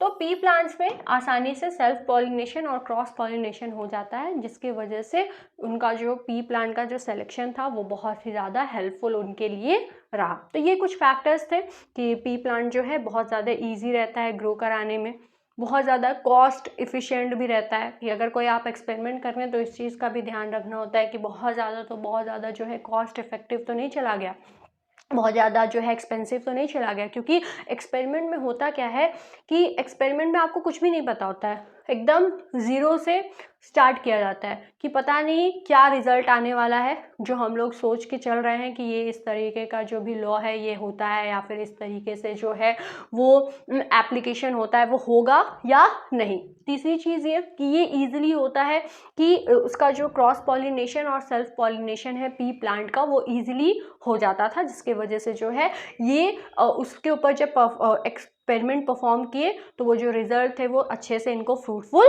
मिले। उसके बाद क्या चीज़ें थी कि ये जो पी प्लांट है इसके लिए बहुत ही ज़्यादा ये इजी था कल्टीवेट करने के लिए, ग्रो करने के लिए, बहुत ज़्यादा लार्ज एरिया की ज़रूरत नहीं पड़ती थी और बहुत ज़्यादा टाइम ड्यूरेशन नहीं लगता था। मतलब इसका जो लाइफ साइकिल है ना, जो इसकी जो प्रोगनी आती थी या फिर जो जनरेशन्स थे इनमें, ये बहुत जल्दी जल्दी देखने को मिलते थे।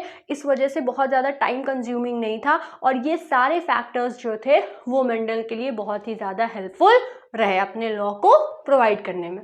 अब अगर फॉलोइंग रीजंस की बात करें कि मेंडल का जो सक्सेस था वो क्यों हुआ, तो ये जो है, ये पहली बात तो ये कि ये जो फ्लावर लिए थे पी प्लांट के वो नॉर्मली सेल्फ फर्टिलाइज्ड थे। उसके बाद जो पी प्लांट है वो number of clear cut contrasting character उनके अंदर था। ये बहुत इंपॉर्टेंट पॉइंट है। मेंडल जो है 7 कंट्रास्टिंग कैरेक्टर्स को लेके चले थे पी प्लांट के अंदर। फॉर एग्जांपल उनका पी प्लांट का हाइट हो गया, फ्लावर की पोजीशन हो गई, फ्लावर का कलर हो गया, पॉड का शेप हो गया, पी प्लांट का जो पॉड है उसका कलर हो गया और जो सीड का कलर है उसका शेप है। तो ये सारे जो है लगभग 7 कंट्रास्टिंग कैरेक्टर को वो लेके चले थे अपने एक्सपेरिमेंट में और अपने एक्सपेरिमेंट के थ्रू इन कंट्रास्टिंग कैरेक्टर्स के थ्रू अपना जो लॉ था उसे वो दे पाए। उसके बाद जो हाइब्रिड था गार्डन पी का ना, वो परफेक्टली फर्टाइल था और क्रॉस पॉलिनेशन जो था वो बहुत ज़्यादा डिफिकल्ट नहीं था पी प्लांट में, और आर्टिफिशियल जो फर्टिलाइजेशन था वो ऑलमोस्ट और ऑलवेज जो है वो सक्सेसफुल रहा था पी प्लांट्स में। तो ये सारे फैक्टर्स थे जिनके वजह से मेंडल की जो सक्सेस है वो मिली थी और वो अपना सक्सेसफुली जो लॉ था, लॉ ऑफ इनहेरिटेंस, उसे वो दे पाए थे। तो इसे आप नोट कर लीजिए।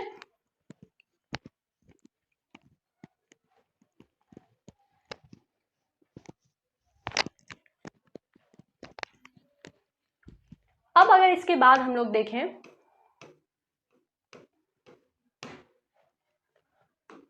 तो मेंडल के बारे में पूछा गया है कि मेंडल कौन है। तो अभी तक हम लोग क्या क्या पढ़े हैं कि मेंडल जो है वो किस तरीके से अपना लॉ दिए थे, मेंडल पी प्लांट को सेलेक्ट किए थे तो पी प्लांट के कौन कौन से कैरेक्टर्स हैं और वो क्या रीज़न था जिसके वजह से मेंडल को जो है वो सक्सेस मिला। तो सबसे पहले ये चीज़ भी समझते हैं कि हम लोग ये तो पढ़ लिए कि वो पी प्लांट को लिए थे और उन्हें पी प्लांट में क्यों सक्सेसफुल जो है उनका एक्सपेरिमेंट क्यों सक्सेसफुल रहा, उन्हें क्यों सक्सेस मिला।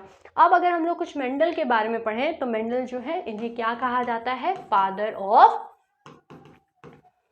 जेनेटिक्स कहा जाता है।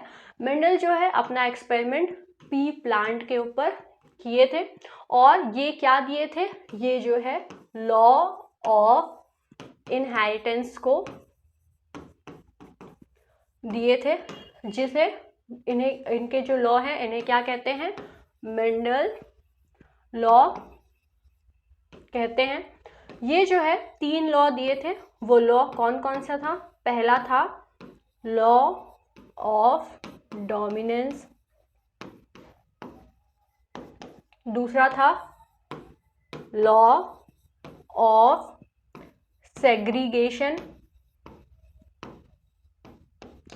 तीसरा लॉ था लॉ ऑफ इंडिपेंडेंट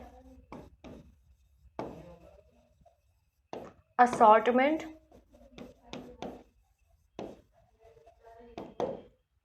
उसके बाद मेंडल कहाँ पे बॉर्न हुए थे, ये ऑस्ट्रिया में जन्म लिए थे और इनका जो है बर्थ 1822 में 22 जुलाई 1822 में हुआ था और इनकी डेथ 1884 में हुआ था। जब ये अपना वर्क परफॉर्म कर रहे थे और अपना जो भी एक्सपेरिमेंट दिए थे उस समय पे इतना ज़्यादा रिकॉग्नाइज नहीं हुए थे, लेकिन मेंडल जब 1884 में इनकी डेथ हो गई थी और 1900 में फिर से 3 साइंटिस्ट द्वारा इनका जो वर्क है वो रीडिस्कवर किया गया था और ये बताया गया था कि मेंडल जो है जो भी अपना एक्सपेरिमेंट परफॉर्म किए थे, अपने लॉज जो दिए थे वो सही है और वो एप्लीकेबल है।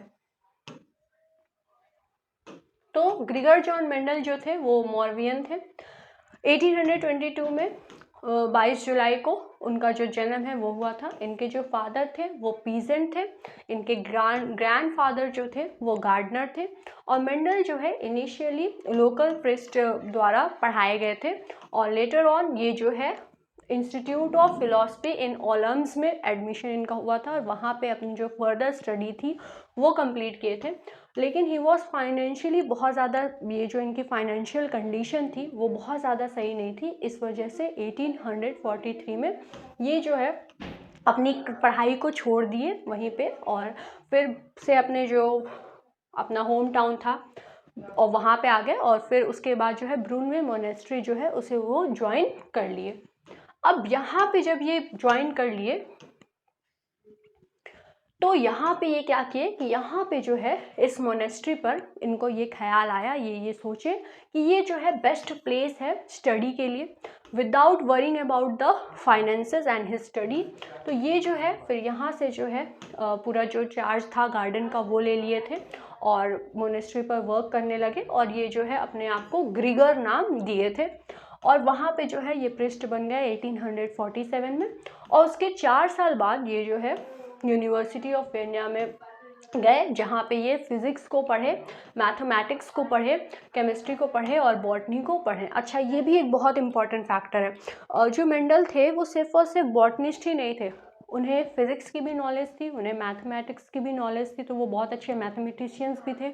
इसके वजह से वो जो जब अपने लॉ को बता रहे थे ना, तो उस लॉ का पूरा एकदम मैथमेटिकल टर्म, उसका जो भी डाटा था और उसका जो भी इवैल्यूएशन था, वो हर चीज़ मतलब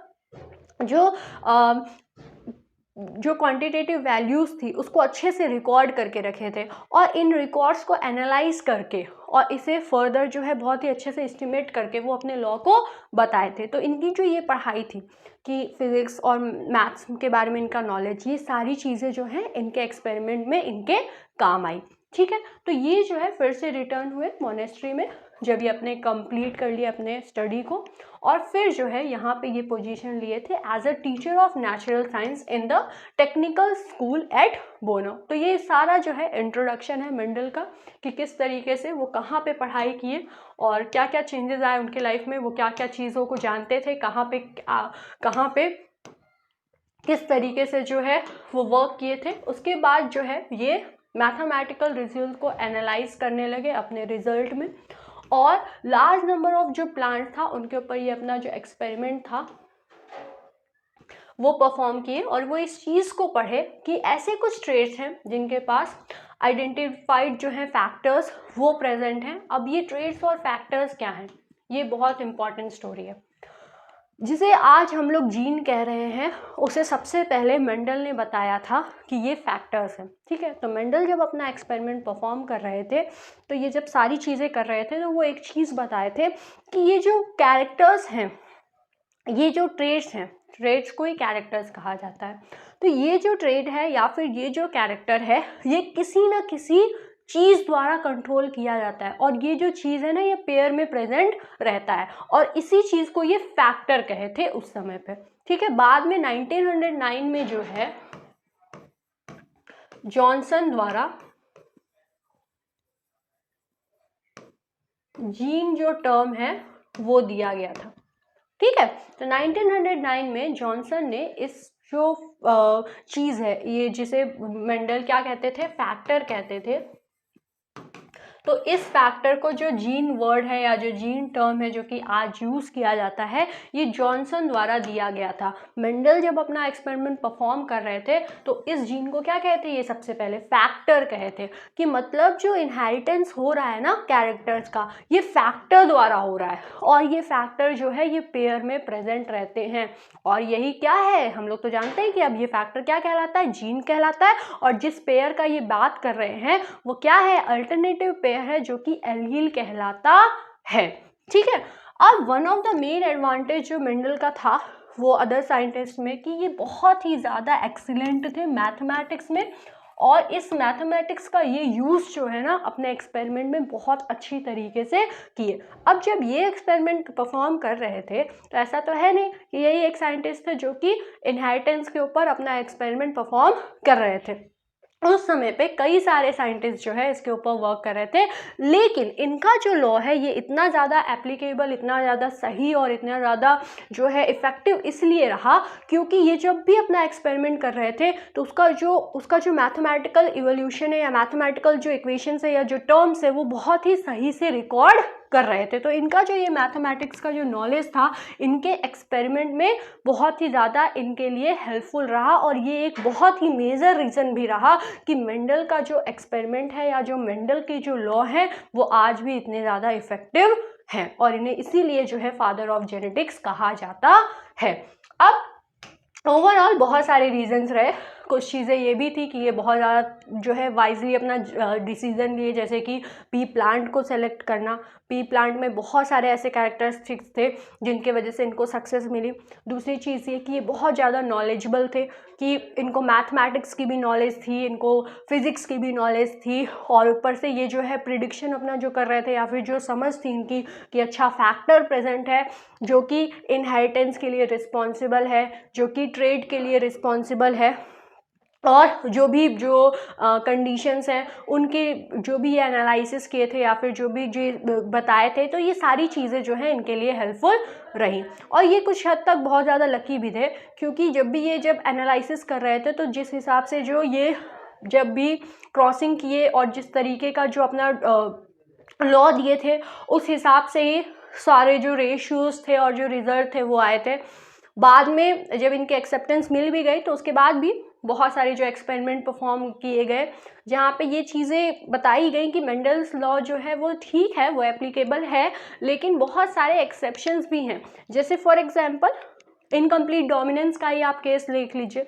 तो डोमिनेंस, लॉ ऑफ डोमिनेंस में मेंडल क्या बताए थे कि जब भी हेट्रोजाइगस कंडीशन आएगी तो जो डोमिनेंट एलील है वो रिसेसिव एलील को क्या कर देगा, सप्रेस कर देगा ना, और रिसेसिव एलील सप्रेस हो जाएगा। तो हेट्रोजाइगस कंडीशन में जो डोमिनेंट एलील होगा उसके हिसाब से जो ट्रेट है वो शो होगा। लेकिन इनकम्प्लीट डोमिनेंस में ये चीज़ नहीं होती है। उसमें क्या होता है कि डोमिनेंट एलील भी प्रेजेंट है, रिसेसिव एलील भी प्रेजेंट है, लेकिन जो डोमिनेंट एलील है वो सही से पूरी तरीके से रिसेसिव एलील को नहीं सप्रेस करता है, और वो क्या करता है कि उसमें एक इंटरमीडिएट तरह की ही कंडीशन देखने को मिलती है। तो बहुत सारे ऐसे एक्सेप्शंस हैं जो कि जहाँ पे मेंडल के लॉ नहीं लग पाते हैं, और मेंडल के लॉ के नहीं लगने का रीज़न ये भी होता है कि जीन्स का इंट्रैक्शन हो जाता है, जैसे कि allelic interaction, non allelic interaction, ये सारी चीज़ें जो कि आने वाले यूनिट्स में आप पढ़े होंगे। तो उसका जब हम लोग क्वेश्चन आंसर्स डिस्कस करेंगे तो उसमें आप पढ़े तो आप होंगे ही यूनिट में। अब उसके जो क्वेश्चंस हैं वो हम लोग नेक्स्ट जो वीडियो है, नेक्स्ट जो लेक्चर है उसमें हम लोग डिस्कस करेंगे। तो ये सारी चीज़ें आई होप आपको समझ में आई होगी। अब चलिए हम लोग क्या पढ़ रहे थे, हाँ, कि मेंडल को सक्सेस कैसे मिला, ये क्या क्या किए थे। तो सबसे पहली चीज़ तो ये कि ये मैथमेटिक्स का बहुत अच्छा यूज़ किए थे अपने एक्सपेरिमेंट में। ये भी एक बहुत इंपॉर्टेंट फैक्टर था इनके जो लॉस है उनके जो है सक्सेसफुल होने के लिए। और दूसरी चीज़ ये कि ये एक बहुत ही ज़्यादा एक्यूरेट रिकॉर्ड रखे थे, जितने भी ऑब्जर्वेशन लिए थे उनका, मतलब जो भी ये एक्सपेरिमेंट परफॉर्म करते थे तो उसका जो रिकॉर्ड था ना ये बहुत ही सही से रखे थे। अब हम लोग जानते हैं कि मेंडल जो है कंट्रास्टिंग कैरेक्टर्स को लिए थे अपने लॉ को बताने के लिए। तो वो कौन से कंट्रास्टिंग कैरेक्टर्स हैं या कंट्रास्टिंग ट्रेड्स हैं जो कि मेंडल यूज किए थे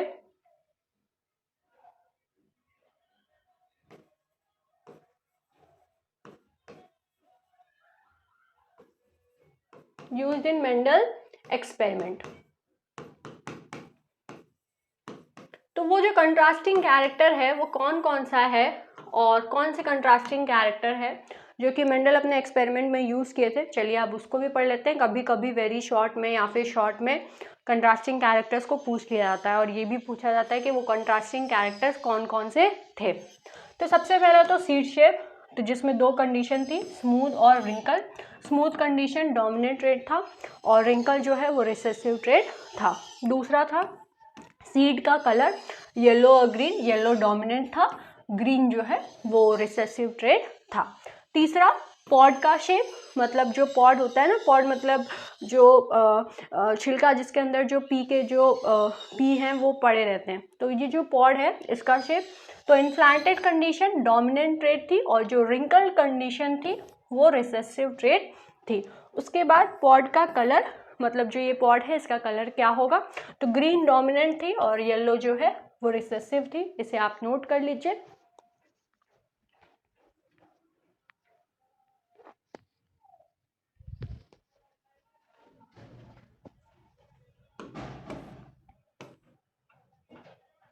इसके बाद फ्लावर कलर, जो पर्पल था, पर्पल कलर का फ्लावर वो डोमिनेंट ट्रेट था, वाइट कलर का जो फ्लावर था वो रिसेसिव ट्रेट था। उसके बाद फ्लावर का पोजीशन ऑन द स्टेम और एट द टिप, ठीक है। तो ऑन द स्टेम जो कंडीशन थी वो डोमिनेंट थी, एट द टिप जो कंडीशन थी वो जो थी टर्मिनल कंडीशन जिसे कहते हैं, वो जो है टर्मिनल पोजीशन वो क्या थी, रिसेसिव थी। स्ट्रेंथ, अगर स्टेम के लेंथ की बात की जाए तो टॉल जो है वो लेंथ या फिर हाइट कह सकते हैं।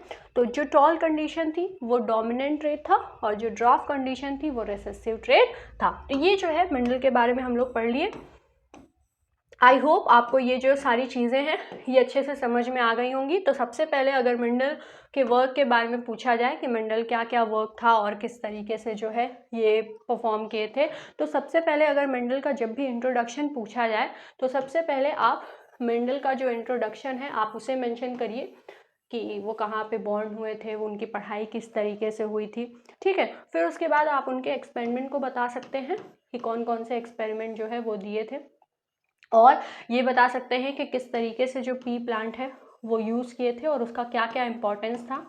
आप रीज़न बता सकते हैं कि मेंडल का कौन सा रीज़न है जिसके वजह से जो है उन्हें सक्सेस मिली थी, वो सक्सेस मिली क्या थी, मतलब उनके जो लॉस थे वो क्यों बहुत ही ज़्यादा आज भी सक्सेसफुल हैं और बहुत ज़्यादा एप्लीकेबल हैं, वो रीजंस कौन कौन से थे। और मोस्ट इम्पॉर्टेंट जो मेंडल का वर्क था वो रीडिस्कवर किसके द्वारा किया गया था। तो आई होप आपको ये जो यूनिट है इसके जो क्वेश्चंस हैं ये समझ में आए होंगे। मिलते हैं हम लोग नेक्स्ट लेक्चर में जिसमें जो है हम लोग नेक्स्ट यूनिट के very short long answer type questions को डिस्कस करेंगे। तो thanks for watching this video.